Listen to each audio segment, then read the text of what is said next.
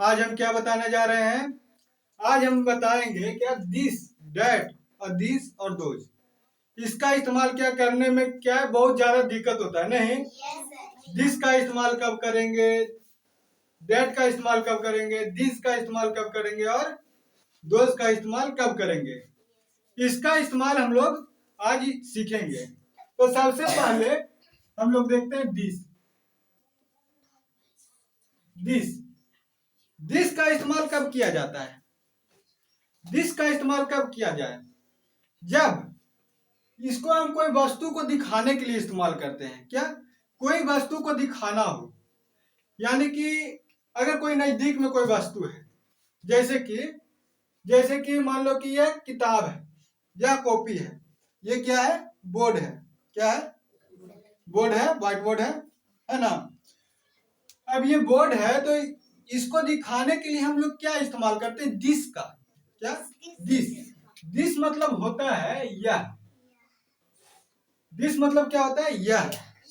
This का इस्तेमाल कब करेंगे? जब हम कोई नजदीक के वस्तु को दिखा रहे हैं। किसको दिखा रहे हैं?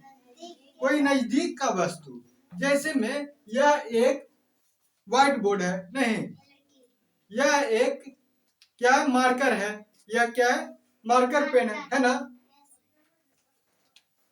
लिख देते हैं दिस इज अ पेन। लिख दिए ना। अब हम किसी नजदीक के वस्तु को दिखाए हैं। अब हम दिस का इस्तेमाल कब किए? ये दिस का इस्तेमाल कब किए हैं? जब हमको कोई नजदीक का वस्तु दिखाना हो नहीं। अगर वही वस्तु दूर में हो, वही वस्तु क्या हो? दूर में हो।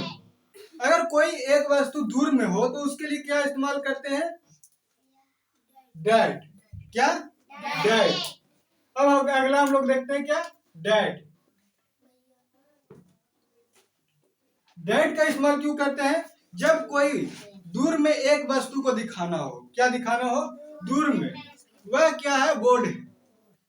वह क्या है? बोर्ड है। वह ईंट है नहीं, वह ईंट है।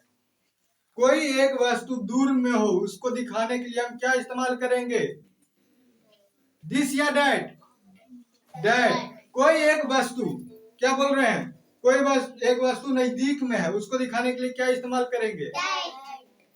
नजदीक में है तो दिस, दूर में है तो दैट, नजदीक में है तो दिस, दूर में है तो समझ में आया? This that, this that. This मतलब नजदीक का वस्तु और एक वस्तु।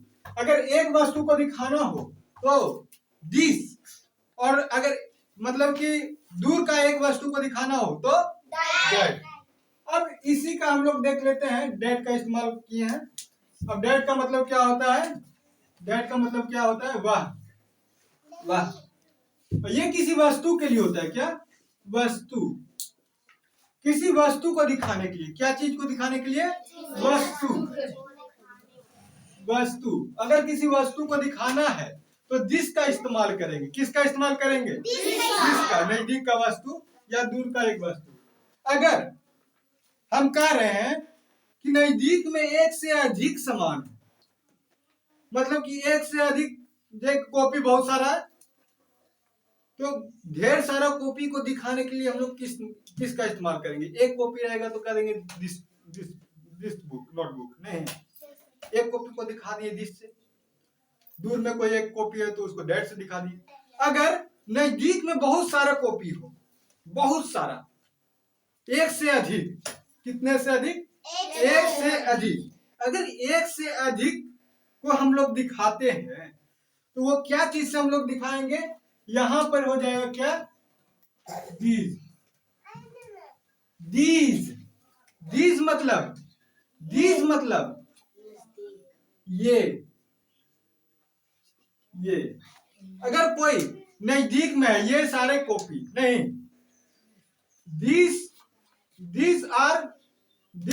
दिस बुक आर माइन, यानी कि यह किताबें मेरी है नहीं, मेरी है। अगर हम इसका इस्तेमाल करें दिस These are books. अब एक चीज देखो देखो, कभी भी ध्यान रखना, दिस के साथ ई जाएगा, क्या आएगा? आर लगा सकते हैं? क्यों नहीं लगा सकते हैं? कभी सोचे हो? दिस के साथ आर क्यों नहीं लगा सकते हैं? क्यों? क्योंकि एक वस्तु ये दिखाता है। कितना वस्तु? एक वस्तु को दिखा रहे हैं, इसलिए इसके साथ आर नहीं लगाएंगे। ठीक है, आर नहीं लगाएंगे। अगर एक से अधिक वस्तु को दिखाना हो तभी ना आर लगाया जाता है। आर का इस्तेमाल कब होता है? जब एक से अधिक वस्तु को दिखाना हो, तब क्या होता है? आर का इस्तेमाल होता है। और अगर एक, यहां देखो, दिस के साथ क्या लगेगा?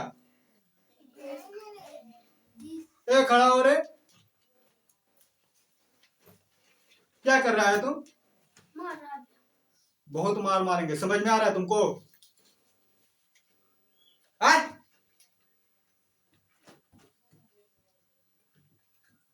हम पढ़ा रहे हैं ना, तो कहां ध्यान होना चाहिए तुम्हारा?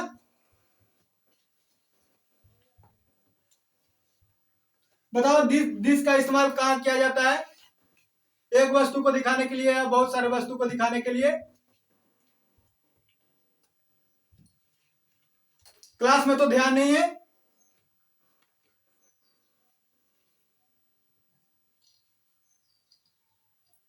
तुम खड़ा हो। दिस का इस्तेमाल कहां किया जाता है? नजदीक के लिए और कितने वस्तु को दिखाने के लिए? एक से अधिक वस्तु को दिखाने के लिए। कितने वस्तु को दिखाने के लिए? एक से अधिक वस्तु को दिखाने के लिए। This are books, these are books. यहां देख रहे हो, यहां ए नहीं लगाए हैं। एक इसके साथ लगेगा, एक वस्तु रहेगा तभी ना ये लगेगा। और एक वस्तु नहीं है तो एक आर लगा दे, लगाएंगे? ठीक है। और वही दोज का इस्तेमाल हम लोग कब करते हैं? दोज मतलब होता है वे। और ये सारे जो है ना, ये सारे वस्तु के लिए इस्तेमाल करते हैं। वस्तु यानी कि कोई वस्तु को हमको दिखाना हो। क्या? वस्तु। अब हम कहेंगे ये पेन्स हैं, तो ये दिस का इस्तेमाल होगा, नजदीक में है ना। अब कहेंगे वे किताबें हैं। क्या है? वे किताब हैं। तो वे अगर दूर के वस्तु को दिखाना रहे, वे पेड़े हैं। वे पेड़ तो दूर में है ना। पेड़ दूर में है, तो इसके लिए हम लोग क्या करेंगे? Those are trees. और एक बात ध्यान देना, अगर दोज लगा दिए तो ये हमेशा बहुत सारा होना चाहिए, इसलिए यहाँ ट्री नहीं लिखे हैं। क्या नहीं लिखे हैं? ट्रीज लिखे हैं। बॉय नहीं लिखेंगे, बॉयज लिखेंगे। क्या लिखेंगे? बॉयज। Those are boys. अगर बॉय लिख देंगे तो गलत हो जाएगा ना। क्यों? क्योंकि बॉय कर रहे तो कोई एक लड़का, अगर ए बॉय कर दे तो एक लड़का हो जाएगा कि नहीं? जैसे कि यहाँ पर हम कह दें that is a boy. That is a boy. वह एक लड़का है। अगर एक लड़का को दिखाएं तो यहाँ दैट का या दिस का इस्तेमाल होगा नहीं। अगर नजदीक में रहे तो दिस, दूर में रहे तो दैट। अगर बहुत सारे लड़के हैं, नजदीक में बहुत सारे लड़के हैं तो दिस। क्या? दिस। और बहुत सारे लड़के अगर दूर में हैं तो दोस्त। समझ में आ रहा है? अब इसका इस्तेमाल तुम लोग कर लोगे? इसका इस्तेमाल कर लोगे? चलो आज के लिए इतना ही। दिस दैट समझ में आ गया, दिस दोस्त समझ में आ गया। अब हम लोग अगले दिन देखेंगे